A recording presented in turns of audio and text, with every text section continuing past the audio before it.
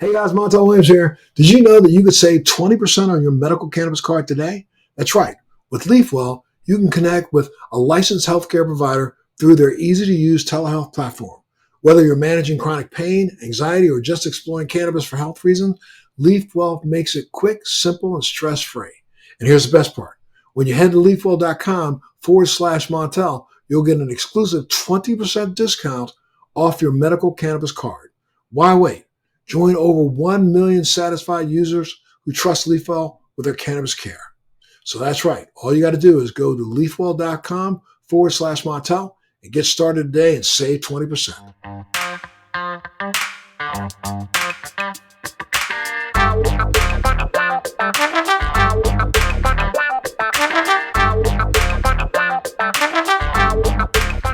Hey everyone, welcome back to Let's Be Blunt, the podcast where we keep it real about cannabis and its evolving landscape. I'm your host, Montel Williams, and today we've got a truly special episode packed with eye-opening insights. And if you're curious about how cannabis is becoming a game changer in the medical community, reducing chronic pain, even tackling anxiety, you're going to want to buckle up and stay tuned for this one. I'm beyond thrilled to have and welcome Dr. Ethan Russo, neurologist, psychopharmacology researcher, and one of the most respected names in cannabis research. Dr. Russo's resume reads like a guidebook to the pioneering work in medical cannabis. He's the CEO of Credo Science, a creator of the Foundations of Cannabis Therapeutics course, and a longtime advocate for educating people about science behind cannabis. Dr. Russo, thank you so much for being a part of the show today. It's an honor to have you on the show. Thank you for having me. Absolutely, sir. And, I just barely scratched at your resume, but you spent decades researching medical cannabis and medical applications of cannabis. Can you break it down for us a little bit and tell our listeners what it's about cannabis and the cannabinoid system that makes it such a powerful tool in healing? But before you answer that question, tell me a little bit more about your background, where you're from, and if you want, just go ahead and list that education and background that you have, because I want people to understand how powerful, an emissary you have been for the cannabis community. Sure, thanks. Yes, sir. So, I grew up in Massachusetts, but after college, I migrated west with a detour 1 year in France in medical school before I completed medical school at the University of Massachusetts. Then I really headed west for good, doing pediatrics in Phoenix, Arizona, and then neurology and pediatric neurology at the University of Washington.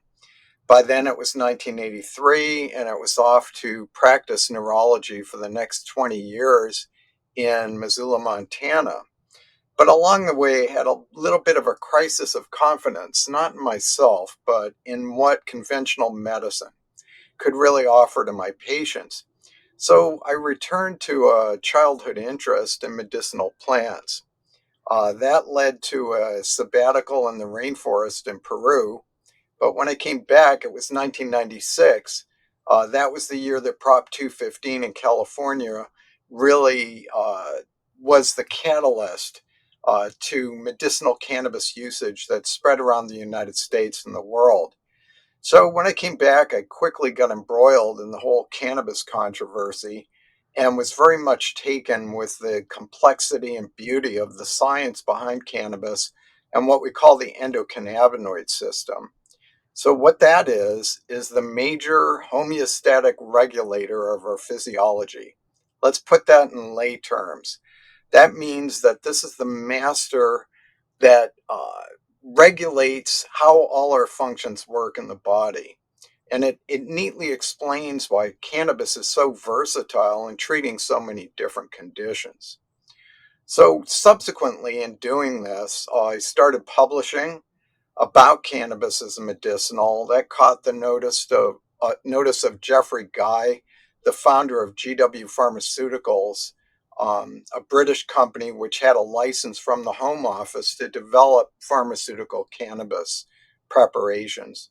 So for several years, I was in practice, I was consulting, I was publishing, and then for the next 11 years, beginning in 2003, I was working full time with GW Pharmaceuticals in the development programs for the only two cannabis based pharmaceuticals, Sativex and Epidiolex. Sativex is approved in 30 countries for spasticity and multiple sclerosis, and Epidiolex is actually approved in the US and numerous countries for the treatment of severe epilepsy syndromes. As you mentioned, the last 5 years now, I've had my own company, Credo Science, which is dedicated to making cannabis safer and better. So that might be a little more than you wanted, but that's No, That's synopsis. ex- that's exactly what I wanted because I wanted people to understand, the breadth and of your knowledge and your ability to be able to explain things. Let's go back for a second to endocannabinoid system explanation because a lot of our viewers have heard about it, but they don't really kind of understand it. I mean, one of the things I like to make sure people understand is that right now, so far, we only know of two of the endocannabinoids that we produce ourselves in our own body. But had you never used cannabis before in your life, you actually produce a cannabinoid naturally in our body, an anandamide, and the other one was with 2-AG.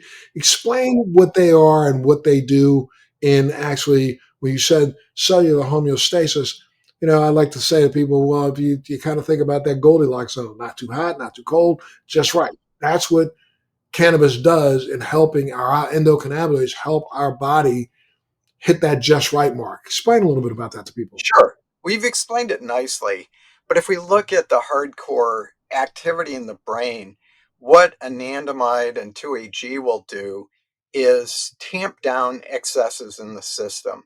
So let's look at a neurotransmitter, chemical messenger in the brain called glutamate. So it's stimulatory. What anandamide and 2-AG will do is tamp down its release. So if we've got too much activity in the system, it'll bring it back down into balance. And that's important. If we look at And, a to maybe explain the fact that those sure, are two chemicals, the only two chemicals in our body, in our entire system that actually work in a retrograde way, right? I mean, like let's say you hit you stub your toe really bad walking down a hallway, boom, you hit it, and you don't break it, but you injured it to the point that your body starts releasing all the chemicals down to it to fight inflammation and those things. It's an anandamide that sends a signal back up to your brain that says, okay, slow down. We don't need any more, right? right. Well, that again explains the phenomenon of the stub toe. Hurts terribly, briefly, but provided it's not broken and there isn't major damage, often the thing will just fade away over the next few minutes. And that's part of the endocannabinoid system at work.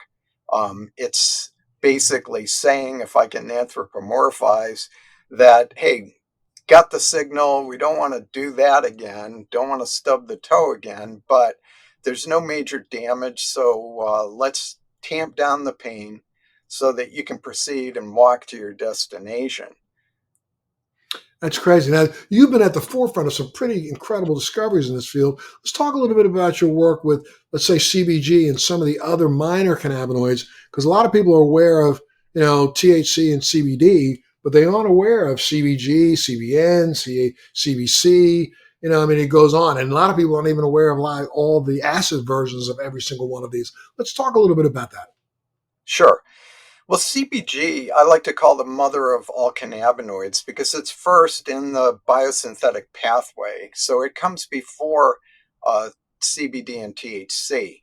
Normally, though, the plant moves onward from it. But back more than 20 years ago, GW had developed plants that don't have the equipment to go beyond CBG. And this was done without genetic modification. It was just good old selective breeding. Um, and the company had supported a lot of basic research about what CBG does. And it turns out to be a really amazing cannabinoid. First, it's not intoxicating, doesn't produce a high the way THC does, but it has very prominent anti inflammatory effects and works on a number of different systems. I had the occasion under legal conditions to try CBG way back when, and found that it had a remarkable ability to reduce anxiety, to which I'm prone. Um, and without being sedating, no hangover, no dependency or anything else. Unfortunately, the company wasn't in a position to really develop it because they were working on these other things. Subsequently, CBG has become more available in the last several years, particularly in the Pacific Northwest where I live. And so gradually, people have had the same experience of using this and saying, hey, does a great job on anxiety. Plus, in a survey study we did published a few years back, we had 127 people using CBG predominant preparations, some only CBG, and they were reporting benefits on 30 different medical conditions, including chronic pain, insomnia, you name it. Not one of the respondents thought that their conventional medicine worked better than CBG. So we wanted to go on from there. So with Kerry Cutler at Washington State University, we did a study where people took CBG or a placebo, and they were recorded on Zoom and subjected to tests that would make them anxious. And what we found was 20 milligrams of CBG very nicely and statistically significantly reduced anxiety, but without any impairment. In fact, on one of the memory tests, they actually scored better than the people that weren't on anything. Um, so this is a remarkable substance, and And it's one of like you had said, it's one of the first. I guess when I know a little bit about some of the science that the fact that for the first 6 weeks of a plant growing, CBG is the predominant cannabinoid that can be found, and then after that, it starts to I use the term loosely, turn into CBD, THC, CBDA, CBD, THCA, and it kind of goes down. I mean, in most fully grown plants, you'll find like 0.001 or a little bit better amount of CBG. And I literally had some products in the marketplace, some vapes in the marketplace that I literally utilize CBG in as one of the component parts. I mix CBG, THC, CBD, and CBC together to elicit, or still CBN together to elicit a response for a sleep product. sure. Well, what we're finding is, the really the emphasis for most of the last several decades has been on increasing that THC amount. And THC is great and necessary for certain conditions. You have to have THC in a cannabis preparation to be effective for post-traumatic stress treatment, for example. But we've had a really recent develop with CBG, cannabigerol, I'd love to talk about, and that's in the area of pain. So we have on top of our spinal cords things called dorsal root ganglia, and these are where the sensory nerves come into the nervous system. There is a channel there, sodium channel called NAV 1.8. And in this recent study that was just published a couple of weeks ago, it was shown that CBG very actively works on this receptor and can reduce pain that begins in the periphery, out in the body, and without any effect in the brain. So, in other words, this could be one of the holy grails we've been looking for, something that treats pain without having side effects in the brain. So this is really exciting, and it supports what we've been hearing from patients about, gee, this is really doing a job on my chronic pain condition. We didn't always understand all the mechanisms, but this is an additional one that's recently come to light. And does that have something to do? I know. Were you involved in the recent study that just took place in Europe that validated the fact that cannabinoids work so well for neuropathy and other pains associated with cancer? No, I wasn't, but it would be similar to other studies in which I was involved. And though I'm starting to see in most of the dispensaries and places around the country that do provide medical cannabis, there has been a greater acceptance of the minor cannabinoids. But do you think that we need to do more of that? Oh, absolutely. We haven't even mentioned yet tetrahydrocannabivarin, THCV. Um, That one actually reduces appetite. It can be very helpful in the metabolic syndrome, obesity, and diabetes. And then cannabichromene really gets very little attention. The reason CBC. being, Yes. there's usually very little of it in commercial cannabis preparations because it's made from a recessive gene, unlike the dominant genes that lead to THC and CBD production. But cannabichromene is turning out to have, again, a lot of benefits on inflammatory conditions. There is also evidence that it can help neurogenesis. Neurogenesis is the creation of new brain cells, something that we thought couldn't happen previously. So, may have great application after head injury or in degenerative diseases of the brain. So this is a very exciting area that really hasn't gotten the attention it deserves. Have you written a book that talking about some of the breakthroughs in the minor cannabinoids, or where can people go to get more information like that? Because education to me is the Sure. most important part of this.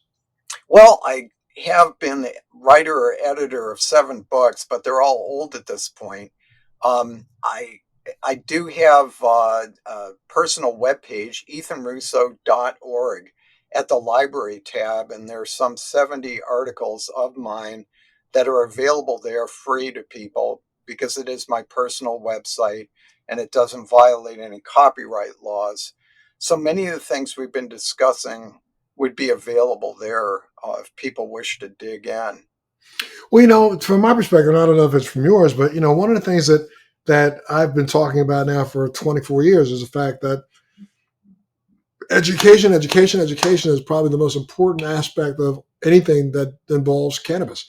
Um, we as an industry, I think, have done ourselves a disservice by not continuing down the path of B2C education rather than focusing on B2B education. I mean, you go to a lot of these conventions and different forums around the country, and you walk in, and they just seem to be nothing more than a big ballroom full of new extraction equipment or new ways to sell and administer, but don't do as much in educating the masses so they understand what it is that they're actually putting in their bodies. Sure, I wouldn't disagree. Okay. Do you plan on writing or say, I know you just said your personal website, which I'm made a note of, but do you plan on writing any books or being involved in getting some more of this information out there so that Right. it becomes more aware? Probably not on the books. We've been devoting our attention to a new course offering. We're just completing in the next week, this being March 2025. And that'll be So, part of this, was your Foundations of Cannabis Therapeutics course? right, that course is shorter. It's about 10 hours. This is a certification in advanced cannabis pharmacology and therapeutics. That'll be a 40-hour platform, really designed for physicians or other people in a position to recommend cannabis to patients and really get them up to speed. So it's sort of the distillation, I hope, of everything I've learned over the last 29 years. And that'll be available very soon from MM411 is the name of the educational platform. And you're also hosting webinars on that platform? Yes, for example, this week we're doing one on cannabis prohibition and scheduling. Um, so a little less science at trying to just document the political situation that's kept this plant from the kind of access that patients really need. Since you brought it up, and let's take a little journey down that path of politics in a sense. I mean, there's so many people who are thinking that this whole idea of rescheduling is going to be the great panacea for cannabis, but I have been a believer that we do that. All we do is open up a Pandora's box for the next 20 years of prohibition. Right, I agree. It's going to have some cosmetic benefits if it happens at all, and I'm really skeptical of that. I am too. It might make it easier to get a bank account and have dispensaries not have to deal in cash and become targets for theft, which is criminal in itself. Um, I've been an advocate of descheduling so that cannabis can be legalized and regulated somewhat akin to the way alcohol and tobacco are. And they are obviously much more dangerous substances. Absolutely. And you just said, I mean, if you had a crystal ball, first off, I don't think the right people are in the conversations to begin with, so that politicians can even move forward. People like yourself aren't invited to those kind of conversations. They always pick the people who, are the naysayers that have been around for a long time, beating the same stupid drum of, this is a gateway drug. And, how do we impress upon our politicians that it needs to be more people like you sitting at the table? It's very difficult. I'm afraid that politicians get converted to understanding the utility of cannabis medicinally only when it affects them or a family member. Like they get cancer, or someone in their family gets cancer, and they see the miraculous benefits that can accrue from its use in reducing pain, reducing nausea, allowing them to sleep, allowing them to be present, even if they have a terminal condition. Um, and it it seems like everyone is converted to the understanding after they've left office. Right, right. And the part of that's because they're paid too much to make sure they can continue to fight this battle. I mean, your company, Credo Science, has made it a mission to make cannabis safer and better. Tell us a little bit about it. Tell our listeners a little bit more about the company. Sure. So that was the working credo, excuse the expression, of the Hmm. company. And uh, we have different silos of activity. We have some technologies of our own. For example, we developed a diagnostic screening test for cannabinoid hyperemesis syndrome based on genetics. Additionally, we're doing a great deal of formulation work for three pharmaceutical companies developing cannabis based medicines and also for the over the counter market. And then another of the silos is the educational platform that we discussed. So we have our hands in a lot of different areas related to cannabis. And it's not just, we're trying to be honest about the dangers, such as cannabinoid hyperemesis syndrome, but especially on the therapeutic aspects. Absolutely. And could you give out some stats, like where can people go to get more information about your company? Is there Sure. a website? Pretty simple there. Credo, Credo dash science.com. And again, for access to articles, it would be ethanrusso.org. If people are interested in cannabinoid hyperemesis syndrome, it is what dash is dash chs.com.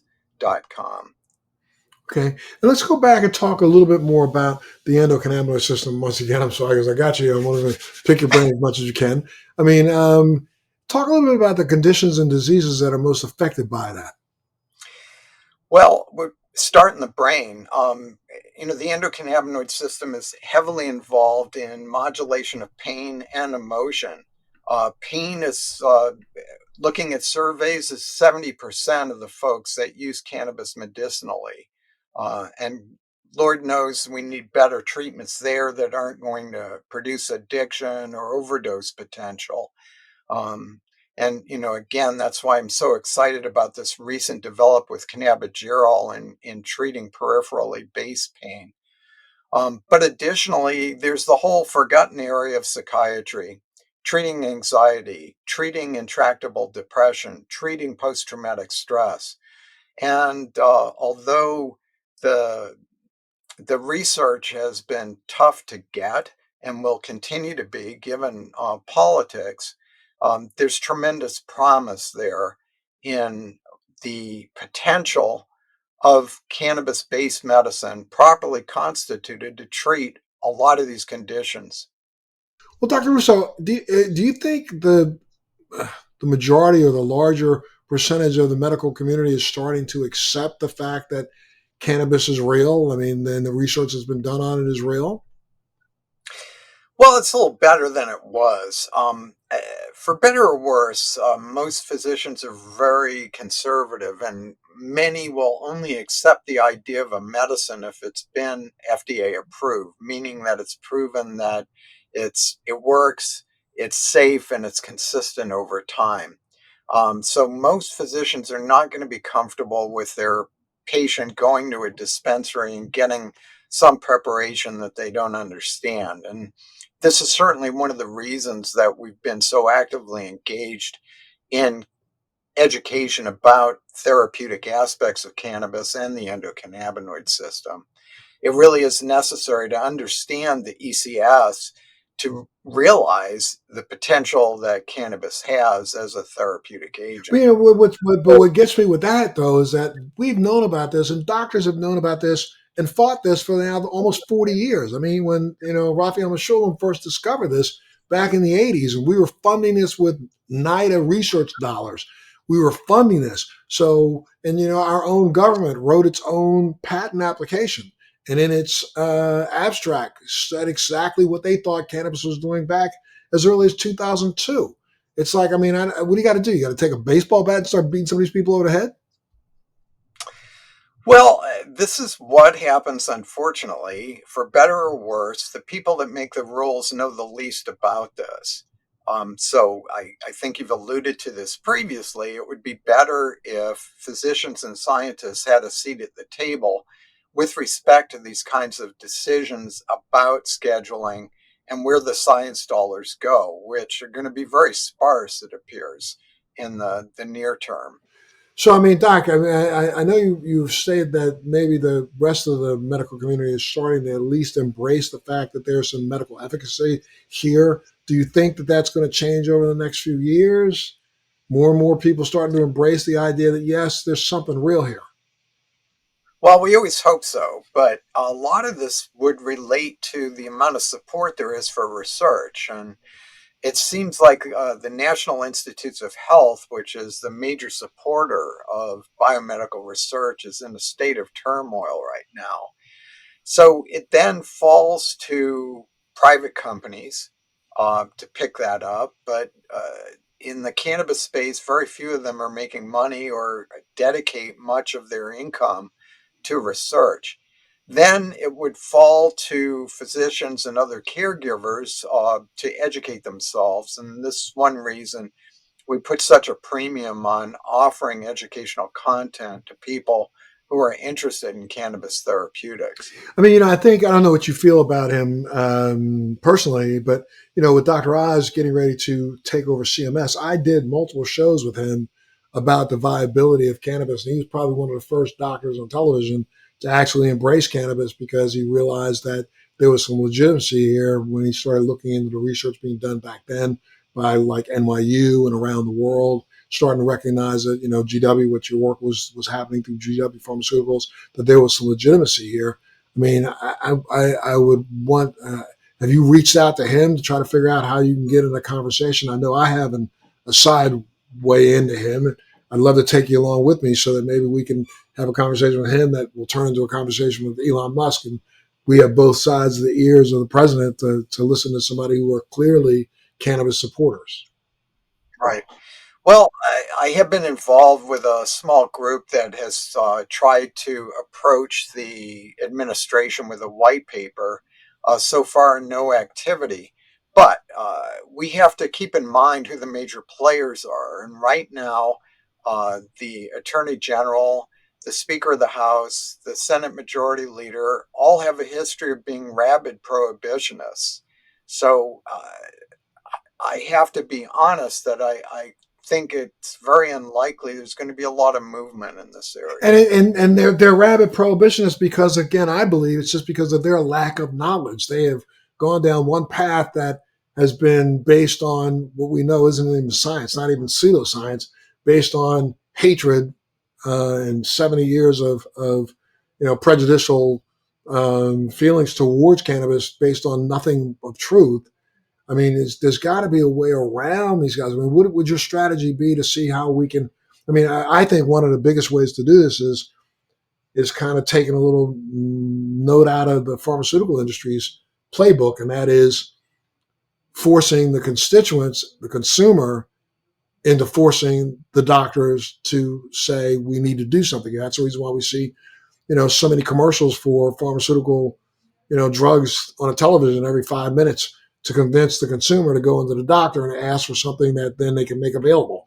So I mean, how do we convince more people like in your position and more companies out here that are part of the cannabis industry to understand that the most vital thing we could do right now is to educate the masses? Well, I agree, but it's going to happen one doctor at a or one politician at a time, and it all revolves around money. Medicine is in really a bit of a crisis. I would mention my last physical. I was not touched. I was talked to and had some blood drawn, but modern medicine is not amenable to the kinds of conversations that are necessary in cannabis based treatment. It takes time, it takes explanation, it takes actually spending time with the patient. And you can't do that in medicine these days and make a living out of it when people are scheduled every 10 or 15 minutes. Right. That wasn't the way I practiced when I was in neurology practice. Um, and I didn't make a lot of money at it because I spent a lot of time. Right. I agree with you with that because I know I re- I have a couple of doctor's appointments that are coming up, and I was scheduling my annual physical and scheduling my wife's on the same day, and noticed that there was a half hour for mine and a half hour for hers. I'm going, well, how does he know it's going to take a half hour to see me? But based on my visits with that doctor in the last couple of years, I know that he's got a performer. I sit down at the desk and he just asks a couple of questions and looks at the medicine I was on and takes my blood pressure and does that 5 minute, physical exam, which really is 5 minutes, and on to the next. So yeah, I mean, I can see now. What's it going to take for us to kind of change that trend? I mean, do you see it possibly changing in the next couple of years, or what's it going to take to do that? Uh, I'm not sure this is going to be the most accelerated schedule for that kind of progress. Right. Right. And what about technological advances that are happening in science that is starting to improve at least the precision based ideas behind cannabis? I mean, we're starting to see at least I know, I have introduced some products in the marketplace that I think have been what are considered cutting edge. I had 4 different formulations of various formulations for vape pens in the Massachusetts area for a while. I'm trying to reintroduce those in Georgia with also some other new delivery systems that I think can make it a little bit more of a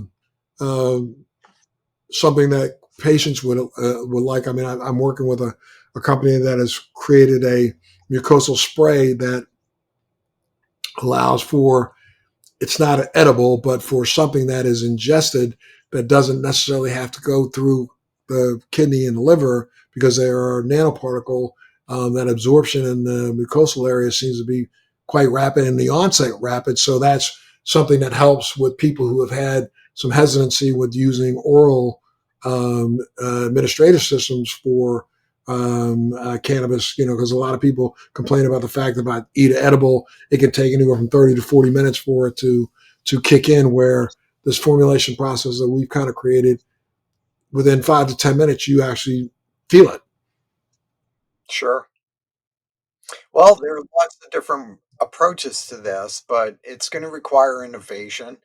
One bright spot, I think, can be applications of artificial intelligence. Now, I know people are weary of this right now, but certainly it has the potential to accelerate scientific research and development. And hopefully, that will be the case. Wow. And they could speed up the processes of I guess, diagnosing endocannabinoid system related, but, Sure. huh? Yeah. Right. Yeah. Let me give you an example. We're working with a company now developing a platform. It's a language based system, and it's basically like talking to your doctor. I've been very skeptical about such systems, but I've used this one maybe about 5 hours, and it's never given me a bum steer. The information that imparts is good. The advice that it provides is sound, and it often is. Well, if this is going on, it's probably time to bring in a specialist for this issue. Um, and this would be a way, it's really going to cause advances as well in clinical trials. Now, I am prone to say that COVID was a really terrible development, but it did help in one area, and that was communications like this. With the advent of Zoom, the ability to do business without being there, and the same can apply to clinical trials. We currently are involved in trying to develop a pharmaceutical approach to amyotrophic lateral sclerosis, ALS, a terminal neurodegenerative disease. These people get weak and they're not mobile. And we don't want to bring them into the clinic all the time. We want to be able to evaluate them at home and get their feedback about how the medicine is working. And so this is an area where AI can be of great benefit and speed up the process that otherwise is too cumbersome and too expensive. In some ways, that's being fought by some segments of the medical community. Other areas, they're trying to embrace it. How long or how far away do you think this is from becoming a reality? Well, I think it's very close. Short of doing an actual physical, you can do most medical things in consultation remotely. For example, if I were talking to a patient the way we're talking right now, by asking the right questions and observing them, perhaps doing a few things that would be part of an exam anyway, like watching them walk, I can probably make a diagnosis and make suggestions about what the next steps are in terms of other diagnostic tests that we need or possible initial treatment interventions. Good. So again, we live in North America. We have weather. Sometimes there's a snowstorm and you can't get to the doctor. Um, this really can be helpful. Um, I mean, just as an example, when I started Credo Science, my business partner and I were not together in person for 2.5 years. Wow. And yet we did business with numerous companies around the world during that time. So this definitely is possible. And the same kinds of things can apply to doctor-patient interactions. Gotcha. Well, sir, I can't thank you enough for being a part of the show today. Your work is absolutely inspiring, and I know that our listeners have learned a lot today.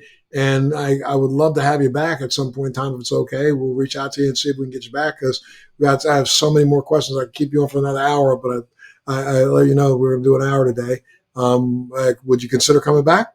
Absolutely. I'd love to have you, sir. And for anybody listening and want to get more information, where would they go one more time? Well, credo-science.com, what-is-chs.com, and ethanrusso.org at the library tab for my journal articles. Thank you so much, sir. I hope people reach out and start doing that. I know I'm going to be trying to devour your articles as quickly as I can. I got to thank you so much for being a part of the show today. Take care of yourself. Love that family of yours. And for you, make sure you keep tuning in. Thank you so much. Let's Be Blunt with Montel. Yes, Cheers. sir. Thank you.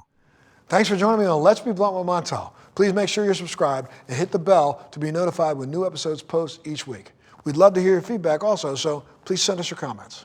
Military Makeover is so grateful for the support of Purple Heart Homes, a nonprofit organization that rebuilds and transforms the homes for our veterans.